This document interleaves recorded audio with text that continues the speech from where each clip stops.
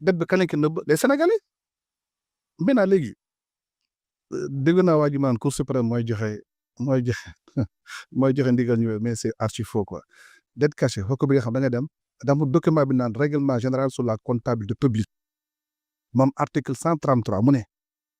aucune dette de l'État ne peut être contractée qu'en vertu de la loi des finances. su ne loi des finances mooy assemblée askan bi kama leen teewal c'est-à-dire askan bi ña leen représenté les députés suñ ne da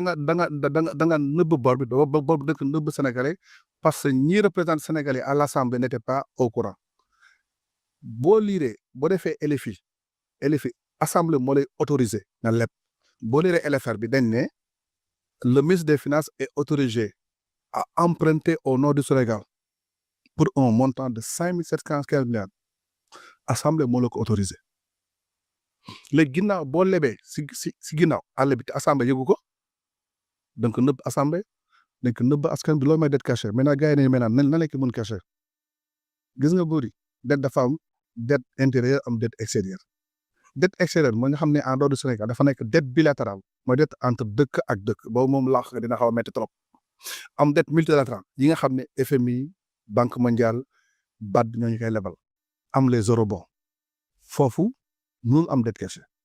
maintenant boo ñëwee si biir Sénégal fii à l'intérieur dans la zone euro dafa am les bons de trésor dañ si ñëwaat léegi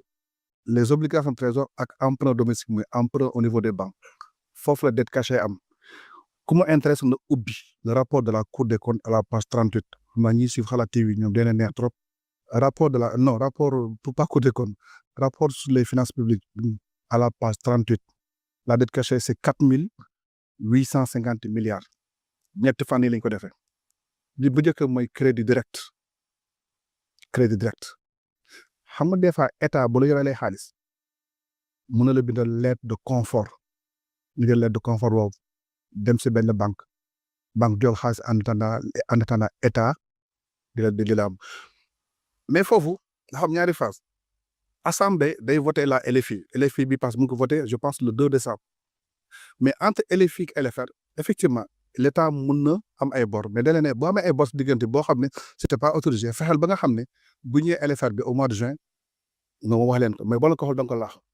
donc les crédits directs lettre de confort yi état def ay lettre de confort alors que l'assemblée on les a pas informés mais di mooy man nit mën na ñëw ne dama koy jox benn marché ma def attestation d'existence de crédit mun la jël def si benn banque nekk xoolal kat 3FPT tey yoroon na ma lii léegi dama bëgg a jox ma xaalis et cetera au niveau étatique dañ koy def loolu boo ko xayma plus de 4 000 milliards c'est des crédits directs. Deuxièmement toujours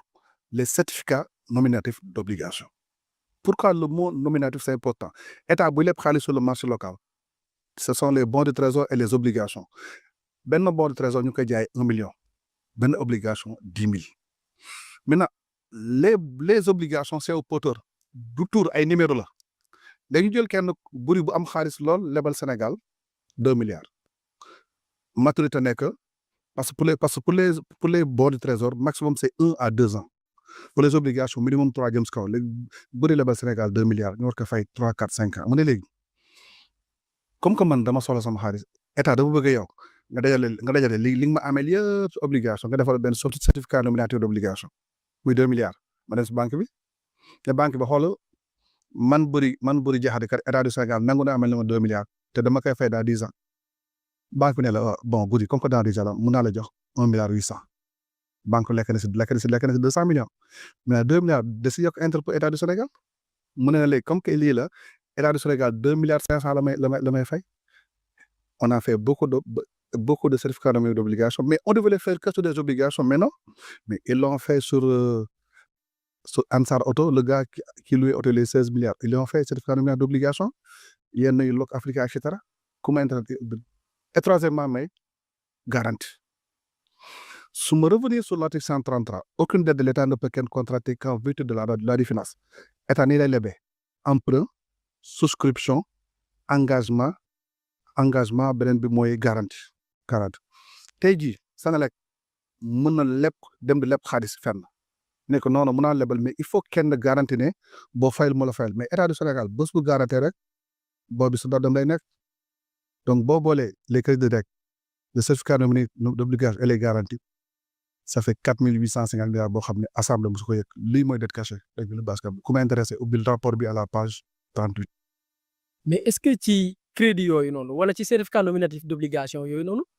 dafa am lu ko war a attester dafa am lu ko war a layal par rapport ak xaalis boobu noonu mais est-ce que à travers liggéey bi nga xam ne état def na ko mën nañ ko yaa ngi wax sànq boo liggéeyee tabax école war nga ko justifier lu ci nekk fa mu war a dem est-ce que am na ci njeexital bi sur le plan économique. si parce que boo xoolee. Bonjour. Si vous avez plus de 5 000 € à la banque, écoutez bien ce qui suit. La situation économique en France se dégrade à toute vitesse.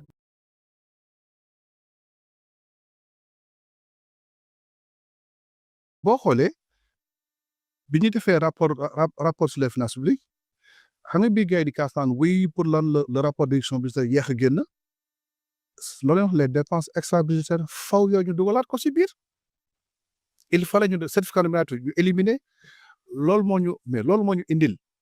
entre LFI et LFR ma wax la différence bi soo demee LFI bi l'intérêt de la dette c'était 932 milliards intérêt rek bi ñu génnee la dette cachée le montant de l'intérêt bëgg si yokkee c'est 125 milliards donc 932 125 milliards moo ñu jox maintenant rien que pour l'intérêt de la dette 1057 milliards nga jël si LFI bu 2024 bi xam nga maa lan le déficit c'est 1695 milliards boo boolee boo su boolee maintenant le besoin de financement 4019 milliards mais avant c'était 2973 milliards dette bi ñu caché boo ko si yokkee plus de 2000 milliards parce que loolu on était obligé ñu reprendre loolu moo xawoon yeexal un peu les rapports d'exécution budgétaire gars yi naan non et cetera mais li que le carnage financier dépasse l'entendement. peut-être avant ñuy ñëw ci est-ce que loolu am na parce que tey ñu ngi naan investissement bariwul mais est-ce que xaalis boobu daan na dellu si waat par rapport ak l'investissement pour le développement économique du Sénégal. non xaalis bi dina delluwaat mais par rapport à investissement aussi maanaam gars yi nag duñ lire quoi benn gars nee na oui investissement état bi ñu génne rapport d'édition premier semestre nee na investissement état bi day 2,64 milliards mais dafa fàtte dafa jël la ligne maa ngi la wax la ligne numéro 5 xam nga ko doon lire budget état doo xam muy fonctionner dama ne 1 mooy intérêt 2 mooy salaire yi 3 mooy acquisition de biens services 4 mooy transfert courant loolu mooy dépense transfert quoi mais 5 mooy les investissements menés par l'État du Sénégal mais la ligne 6 transfert en capital mooy les investissements menés par les autres structures qui font partie de l'État maintenant soo bëggee ne état investirul da nga jël la ligne 6 nga boole ko tu sauras que l'investissement de l'État dépasse largement les 300 milliards malheureusement gars dañoo lem sur la ligne 5 rek ne